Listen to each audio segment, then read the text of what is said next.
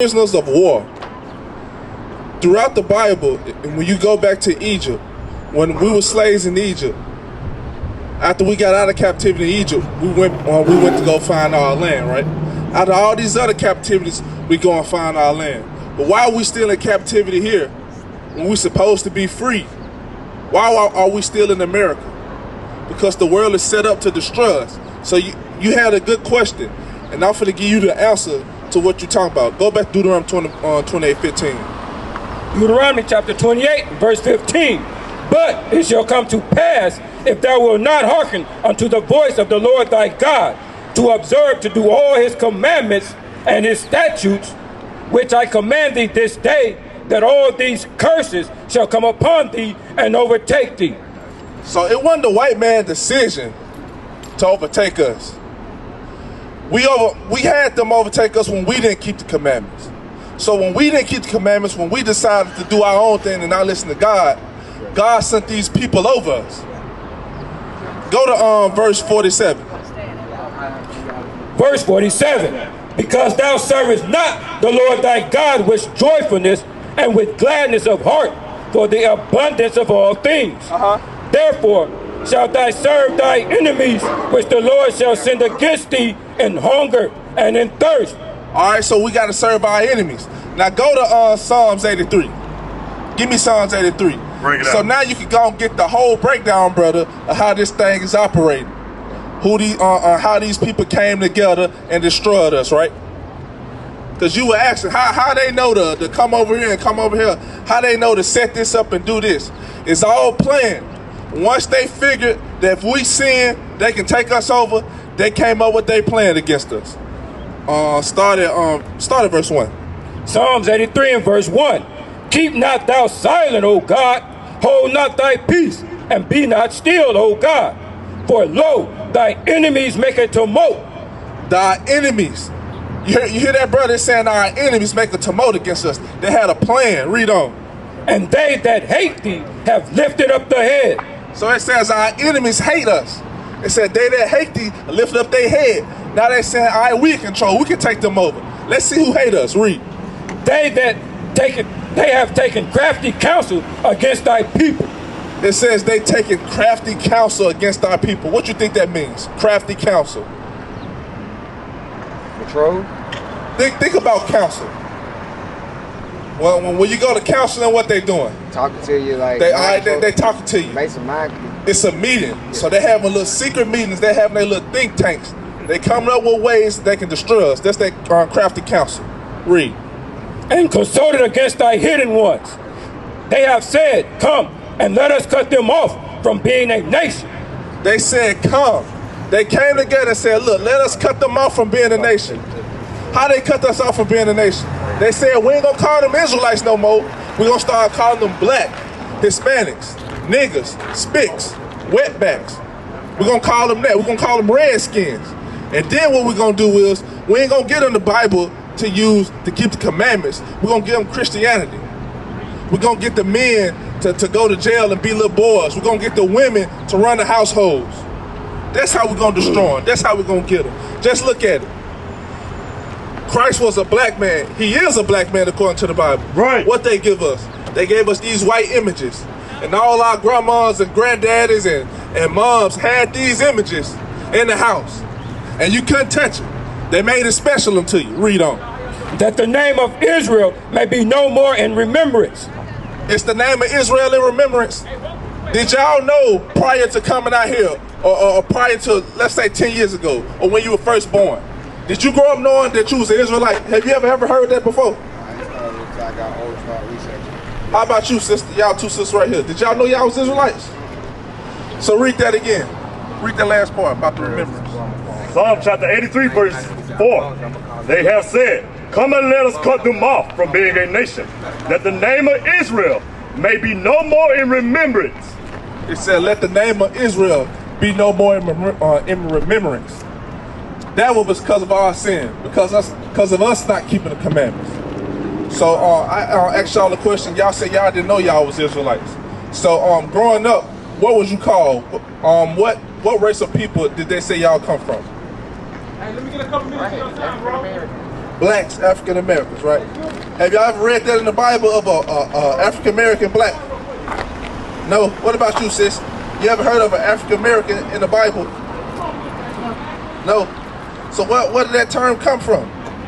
White man made it up. The white man made it up. African American is two white people named. Africa came from Leo Scipio, some Africanus, and America come from Amerigo Vespucci. He supposed to be the map maker that came, supposed to be found the actual land of America. And Africanus, he came and conquered Hannibal in the Second Punic War. He was a Roman. So it's two people familiarly that's named that we name after. What sense does that make? Why are we named after two white men? A race of people that's black, dark as the ground. Why are we named after some white people? What sense does that make? Go back to Deuteronomy 28:15. Let's see where we come from. Let's see how do we get to this point. Deuteronomy chapter 28 verse 15.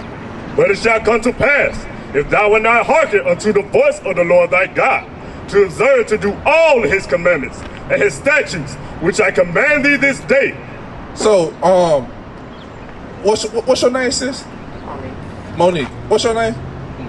Keisha. Monique and Keisha, right? So it said if we won't listen to the words of God, if we don't do his statute and commandments, what's going to happen to us? Read on. That all these curses shall come upon thee and overtake thee.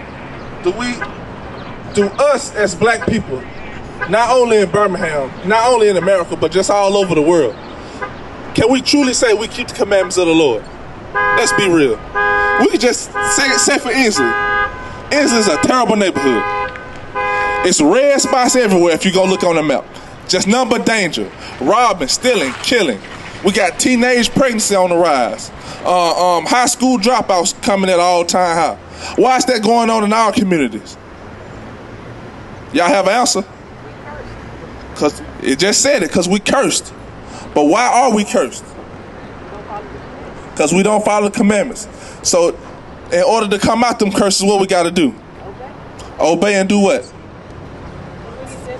Follow those commandments. Do you agree with that? You agree with that? All right, read on to verse 16. Cursed shalt thou be in the city, and cursed shalt thou be in the field. Is blacks, Hispanics, and Native Americans cursed in the city of Birmingham? How are we cursed in Birmingham? Just name some bad things that go on in the city. Murder, that's cursing. We killing our own, but we respect the white man that oppress us. But people that look like me and you, we'll shoot them down as quick as they. Name something else. What about the housing? How our houses look compared to the Mountain Brook and the Vestavia Hills on Columbiana Road and all that? How it compare? Do it compare in any kind of way? No. We living in substandard conditions. And why do we go through all this? Because we broke God's laws. Right. Let's go. Let's get one more. Go to verse 46. Verse 46. And they shall be upon thee for a sign and for a wonder, and upon thy seed forever.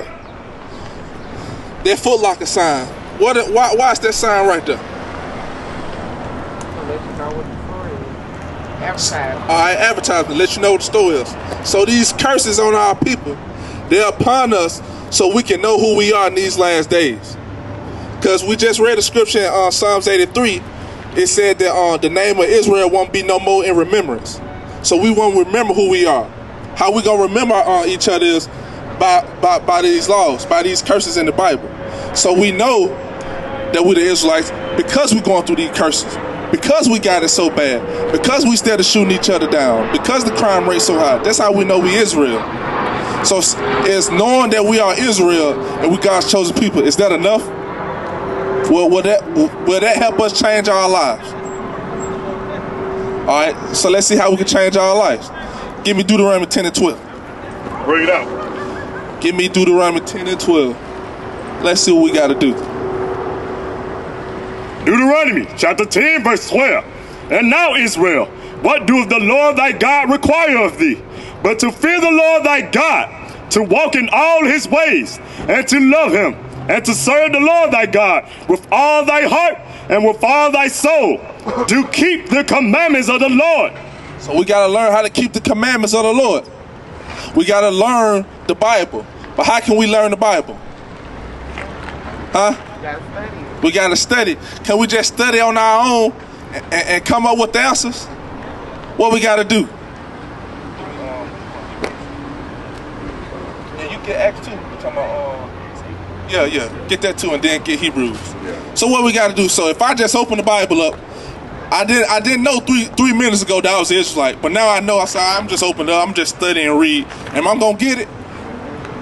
Somebody got to teach it to you, right? They're just like in school. They ain't just gonna give you a book and be like, we're gonna take a test that week. Be ready. You got to learn the material, right? Read on. Acts chapter 8, verse 30. And Philip ran thither to him and heard him read the prophet Isaiah, and said, understandest thou what thou readest? So Philip was going to this brother because he was reading something out of Isaiah. And the brother asked him, do you understand what you're reading? Read on. And he said, how can I, except some man should guide me? He said, so how can I understand what I'm reading? How can I understand what's going on in the Bible unless some man gonna guide me? And where you gonna find the men that they're gonna guide you in the Bible? It's supposed to be the pastors and preachers of the church. Let's be honest, do they guide people in the Bible though, for real? With all this crime going around, and it's a church on every corner, they guide murderers. Bring it out.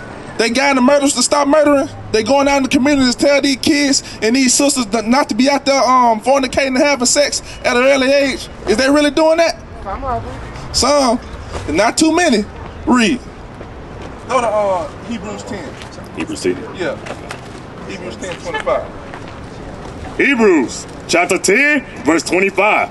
Not forsaking the assembling of ourselves together, as the manner of some is, but exhorting one another, and so much the more as ye see the day approaching. So, in order to find the men that's going to guide you in the Bible, you got to be congregating, right? And when you're congregating, you're going to have people that exhort you. Exhort means to correct you when you're wrong.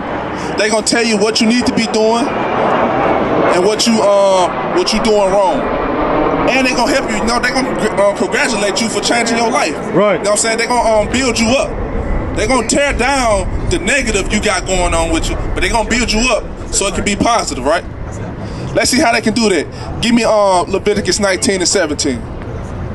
Because you said some pastors be doing it. After that, we're going to go to some laws. Let's see if these pastors doing these laws. Read. You got it? You know? 19:17. Leviticus chapter 19, verse 17. Thou shalt not hate thy brother in thine heart. Thou shalt in any wise rebuke thy neighbor. It says, I shall not hate my brother in my heart. If I hate you, that means if I see you doing something wrong, I'll let you do it.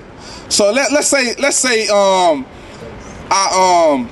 went across the street and I stepped in some glass, right? And I got cut all up. But then I sit there at that Roses Express and I see you coming across the street, knowing there's some glass right there, and I don't say nothing. I hate you. That means I want you to feel what I feel. I want to see you suffer in pain. But if I love you, I'm going to tell you the truth so you don't go through the same thing I went through. Right. You know what that sound like? What that sound like to you? You doing it now. Huh? You doing it right now. That's your son? No, this one is. Your nephew? Yeah. That's your daughter? It is. What that sound like to you? You teaching them not to make the same mistakes you made. What's that?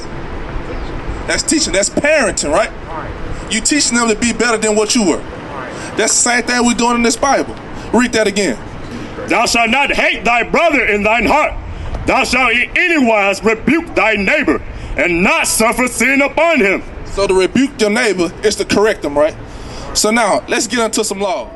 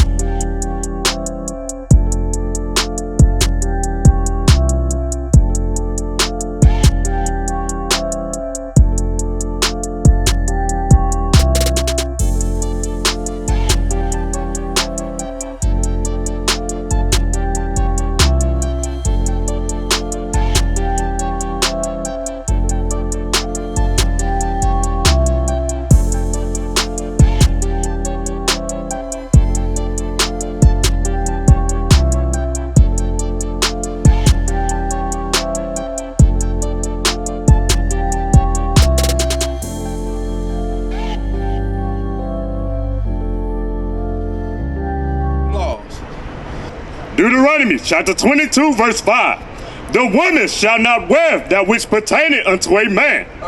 Neither shall a man put on a woman's garment. For all that do so are an abomination unto the Lord thy God. So this how I'm gonna do this to see if you understand. I'm a man, right? What's some clothes that I should not be wearing? Dress and skirts, right? All right, because them women clothes, right? If you saw me in a dress and skirt, Thomas, my love the Lord, would you really believe me? No. All right.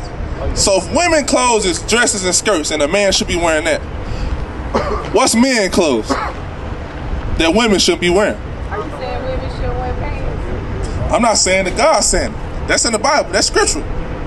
Give me Exodus 28 and 41. Bring it out. That's scriptural. Bring it out. I tell you this, right? How do you know a female bathroom from a male bathroom? Probably dress. From the dress. Why is that? Because females supposed to be dressed. Females supposed to be in dresses and men supposed to be in what? In pants. Exactly. Read. Exodus chapter 28, verse 41. And thou shalt put them upon Aaron thy brother. It says, put them upon Aaron, thy brother, right? Read on. And his sons with him, and shall anoint them, and consecrate them, and sanctify them, that they may minister unto me in the priest's office. And thou shalt make them linen breeches. Linen breeches. What the old folks used to call them back in the days? Breeches.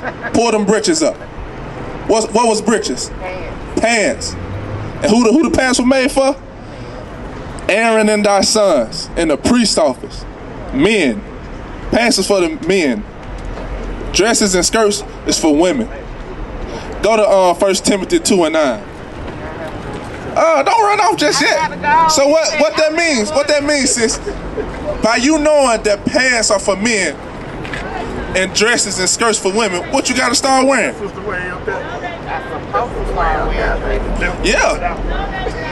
Yeah, yes you do. You see what I'm talking about? Look, that's the devil right there. That's that Mark 4. Hey, y'all just with me the whole time. Y'all explained it better than I did. That's that Mark 4 coming in. Read 1 Timothy 2 and 9. 1 Timothy chapter 2, verse 9. In like manner also, that women adorn themselves in modest apparel, with shamefacedness and sobriety, not with broidered hair, or gold, or pearls, or costly array. It says women should adorn themselves in modest apparel. When you look up the biblical definition of modesty, it's talking about sexual attention, not attracting sexual attention. But let's just be real. When women wearing pants, what they usually wearing them for? To show off their figures. If not so, if you look at women, most women today, they wear what? Some called tights, yoga pants. Why is that? To show off their figure. Back in the biblical days, Just like them now. Can you say them pants are modest? Could you honestly say them pants are modest? Sis? How? But it's showing your hips. It's showing your figure. It's not really, they're not even really tight like that. Yeah, that's tight. Look. If you have to do that to your skin, that's tight. To me, I think a lot of the people get off with a lot of, I ain't gonna say rhetoric, but the fine attention to detail that sometimes really it matters. But if I'm in these pants, on my knees praying to the Lord, and I'm walking in my faith, and I'm walking by what God told me to do, then certain things like, okay, cause she wearing pants, it might be freezing cold outside. Yeah. I don't know. Whatever. But when y'all start talking stuff like this, you get that. And it's not because she does not think that y'all have validity in what y'all saying. It's I'm just sure that why we get that. I'm sure you why we get that. But keep going what you're saying. I'm just saying it's because the small things that y'all point out, okay, well, women should wear pants. That is on the grand scale of what we dealing with today. Do you think that's small? That's relevant. Yes, it's very relevant. I'm gonna show you why. I'm tell you. In my garment, sis. I'm gonna tell you exactly why it's relevant. It's relevant when you got over 70,000 sisters missing. Right. And you can't find them. It's relevant when you got girls that's 12 and 13 years old getting pregnant. Right. It's relevant. It's relevant when your nasty uncle is raping your daughter. That's relevant. But what's the bigger case in it? It's something. The bigger case is we gotta follow God, sis. Give me Leviticus 19 to 27, right? And then give me Sirach 7 and I want to say 24. Because a father gotta have care for the daughter's body.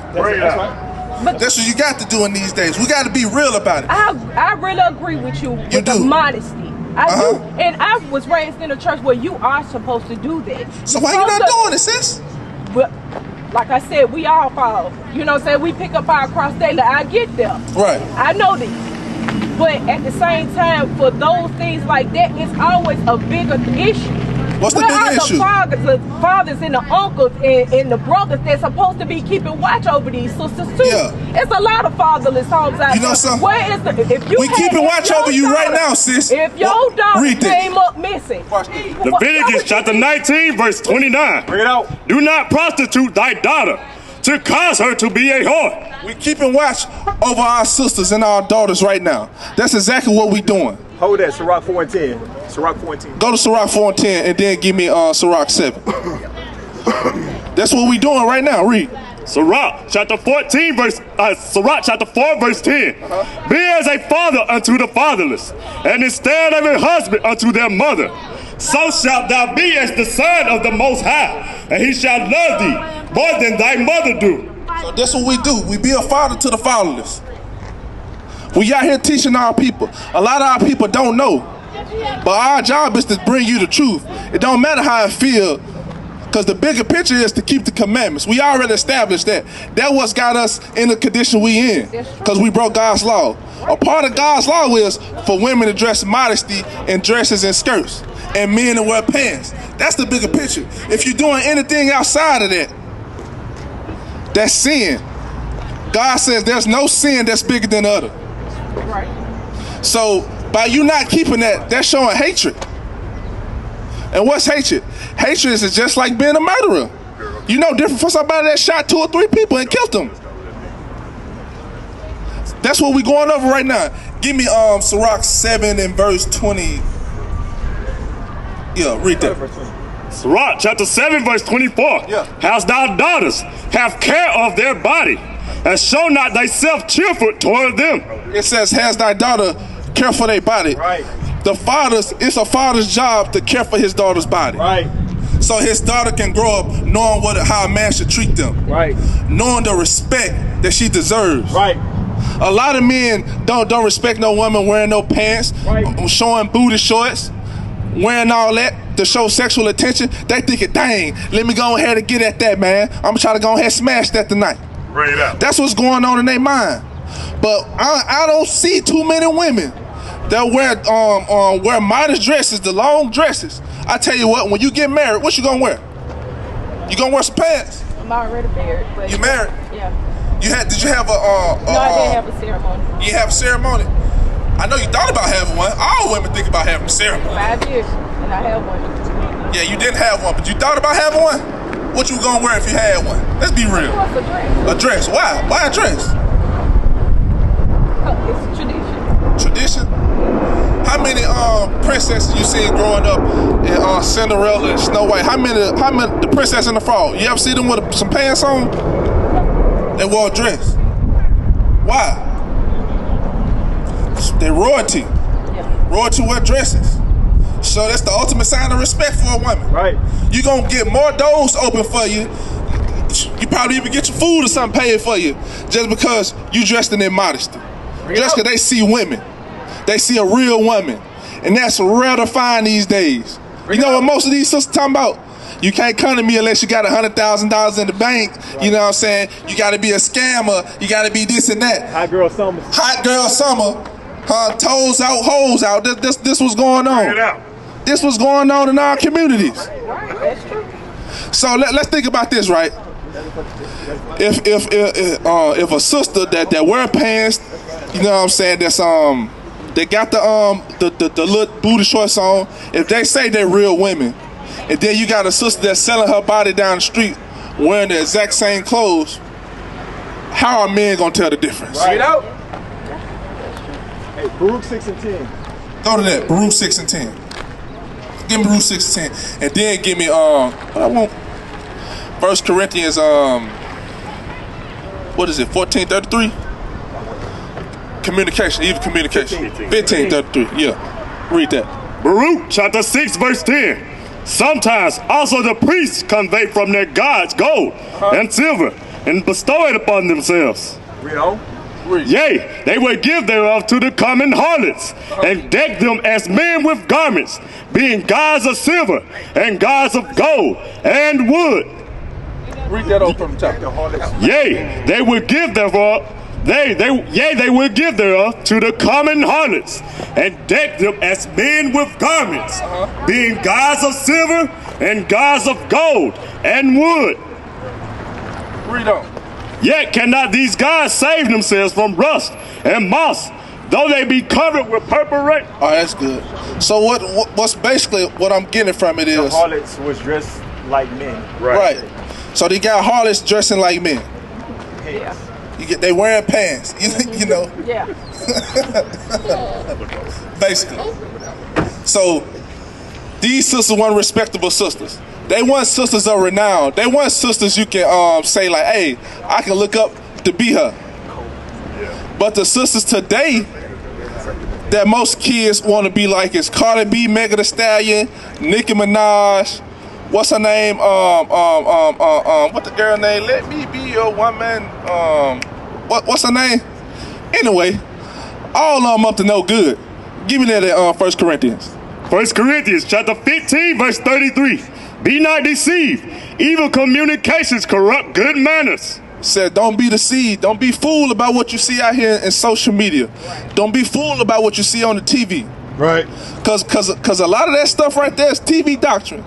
That's what a lot of them pastors say. Oh yeah, you know, the women can dress how she want to dress and still be godly as long as she pay her tithes, because the Christian church cater to women because it's mostly women in that Christian church. Right. And mostly women gonna give up their money in that Christian church. Right. And that Christian church gonna go from a small church to a mega church. Bring it out.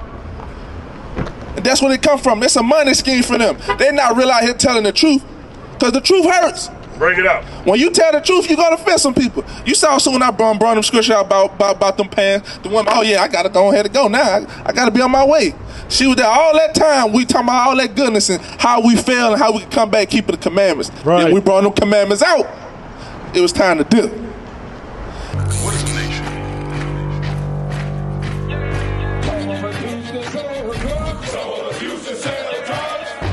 Nation is men leading by example.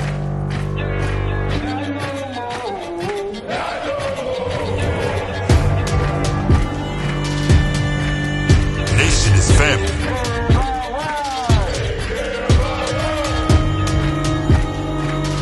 Nation is community. Nation is children with role models.